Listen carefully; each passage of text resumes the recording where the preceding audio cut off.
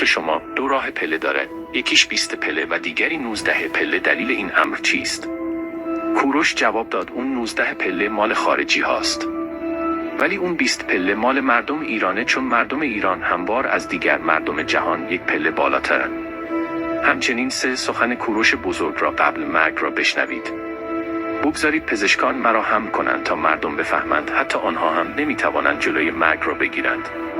تمام طلاهایم را به پای مردم بریزید تا بفهمند حتی طلا هم نتونست جلوی مرگ را بگیره.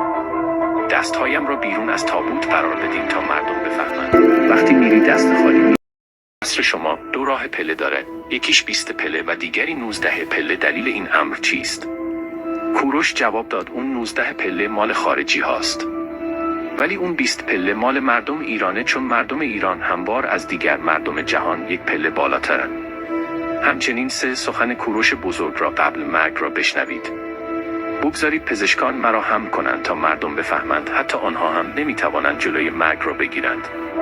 تمام طلاهایم را به پای مردم بریزید تا بفهمند حتی طلا هم نتونست جلوی مرگ را بگیره.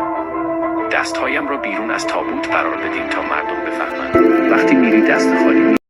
عصر شما 2 راه پله داره، یکیش 20 پله و دیگری 19 پله. دلیل این امر چیست؟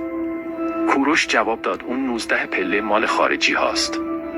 ولی اون 20 پله مال مردم ایرانه، چون مردم ایران هموار از دیگر مردم جهان یک پله بالاترن. همچنین سخن کوروش بزرگ را قبل مرگ را بشنوید. بگذارید پزشکان مرا هم کنند تا مردم بفهمند حتی آنها هم نمیتوانند جلوی مرگ را بگیرند. تمام طلاهایم را به پای مردم بریزید تا بفهمند حتی طلا هم نتونست جلوی مرگ را بگیره. دستهایم را بیرون از تابوت قرار بدین تا مردم بفهمند. وقتی میری دست خالی.